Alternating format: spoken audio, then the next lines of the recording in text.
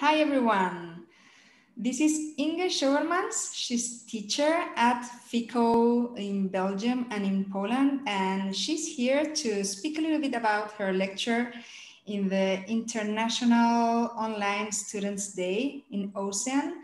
And I hope you will be very interested in this topic because she's a very good teacher and she has some tips to show us. So please, Inga, if you can tell us a little bit more, it would be great. Yes, hello. So my name is Inge Schuurmans. So I teach at FICO in Antwerp and in Poland. I teach different aspects of osteopathy. So I do cranial, visceral, and structural. And this topic is about, it's more about a structural approach by women. Because I also studied at this school, and every school has, how would I say, put an emphasis on parts of osteopathic education. And the school where I studied put a lot of emphasis on structural techniques.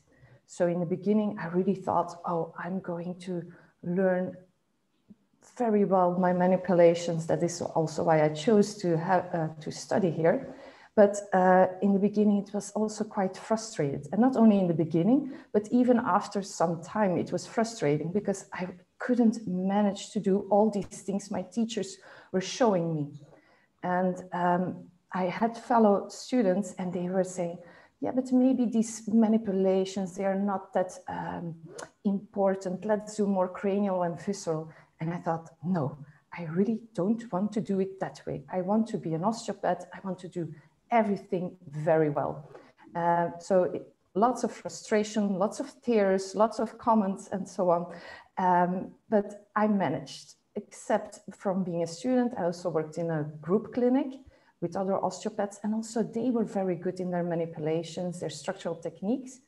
And I thought, how is this possible? So when I graduated, when I worked, I looked at so many different osteopaths, how they worked.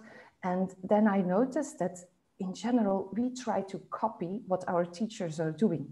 As I also talked with other osteopaths in Europe, most of our structural teachers are men, and we can't exactly copy them. We have breasts, we have a different brain, we have different beliefs.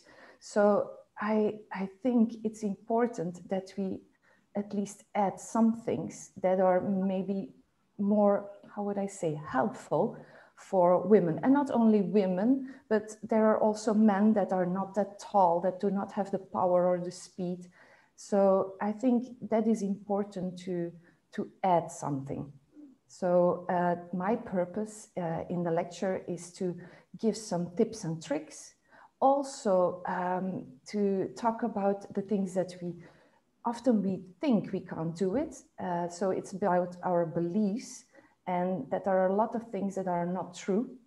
And also some specific adjustments, also not as a for female therapists, but also when you have female patients, because that is also important.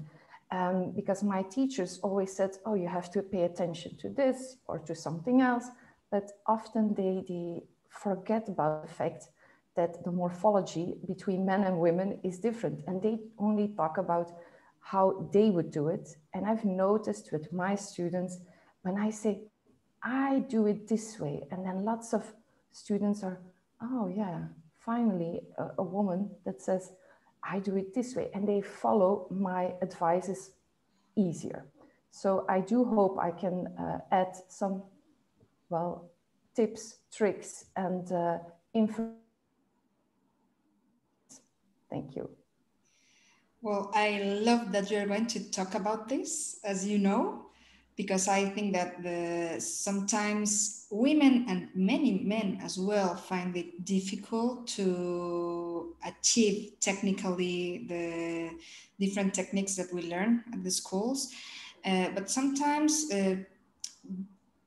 we just don't say it. So we need tips, we need tricks, we need experience, and we need the advice of someone that has worked on it and developed different strategies. So thank you very much, Inga.